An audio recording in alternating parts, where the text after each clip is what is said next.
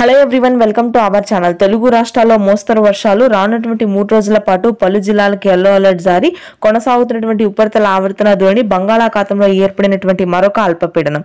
వివరాల్లోకి వెళ్లి తెలుగు రాష్ట్రాల వాతావరణ పరిస్థితులు తెలుసుకునే ముందు మీరు ఇంకా మన ఛానల్ ని సబ్స్క్రైబ్ చేయనట్లయితే వెంటనే సబ్స్క్రైబ్ చేయండి. ఇవాళ రేపు ముఖ్యంగా తెలంగాణలోని యాదాద్రి, భువనగిరి, వికారాబాద్, నల్గొండ, ఖమ్మం, భద్రాద్రి, కొత్తగూడెం, సంగారెడ్డి, మెదక్ ప్రాంతాల్లో మోస్తరు వర్షపాతం నమోదవుతుంది. దక్షిణ తెలంగాణ వ్యాప్తంగా ఇవాళ రేపు వర్షాలు కొనసాగుతాయని వాతావరణ కేంద్రం వెల్లడించింది. దీనికి తోడుగా ఆసిఫాబాద్, మంచిర్యాల, నిజామాబాద్, జనగామ ప్రాంతాల్లో తేలికపాటి వర్షపాతం నమోదవుతుంది. హన్మకొండ, ములుగు, జయశంకర్ భూపాల్పల్లి, వనపర్తి, నాగర్ కర్నూలు ప్రాంతాల్లో తేలికపాటి నుంచి మోస్తరు వర్షాలు కురనున్నాయి. ఇక హైదరాబాద్ నగర వ్యాప్తంగా ఎడతెరిపి భారీ వర్షపాతం ఈ రోజు కూడా కొనసాగుతుంది. తెలంగాణ వ్యాప్తంగా మోస్తరు వర్షాలు నమోదవుతున్నాయి. ఆగస్టు 13 నుంచి 17 వరకు ఈ వర్షాలు మరింతగా పెరగనున్నాయి. ఇక కోస్తా భాగాల్లో అయితే భారీ వర్షపాత సూచన.